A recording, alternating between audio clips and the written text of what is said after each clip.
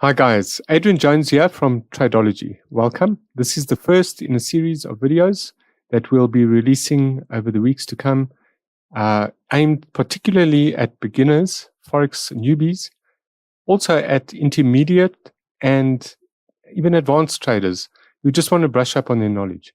So today's lesson is all about an introduction. What we'll cover in this video is what is Forex, common buying and selling terms, currencies that can be traded and the associated ISO codes.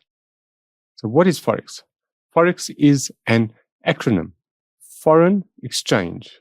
FOR and EX in those words make up the word Forex. This involves buying one country's currency with another country's currency. Profits are made on small changes in the exchange rate. Money is limited, and this is really how Forex trading works. We'll use charts to analyze the markets. There's no guessing and no gambling. We'll be using a trading system when we eventually get to show you how to trade, and we can buy and sell the currencies. So let's go over some common buying and selling terms. The market is going upwards. In other words, you buy or are buying, going long. It's a bull or bullish market. There's a rally. When the market is going downwards, we say we're selling.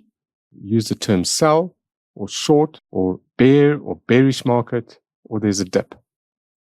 So currencies that can be traded and their associated ISO codes. In other words, the shortened versions. There's the euro, EUR, which is from the Eurozone euro. There's also the GBP, the Great Britain pound, AUD, the Australian dollar, NZD, the New Zealand dollar, the USD, United States dollar, CAD, Canadian dollar, CHF, Swiss franc, JPY, Japanese yen. Of course, there are more. We'll cover these in subsequent videos. And I hope you enjoyed this short introduction. Please look out for the next video.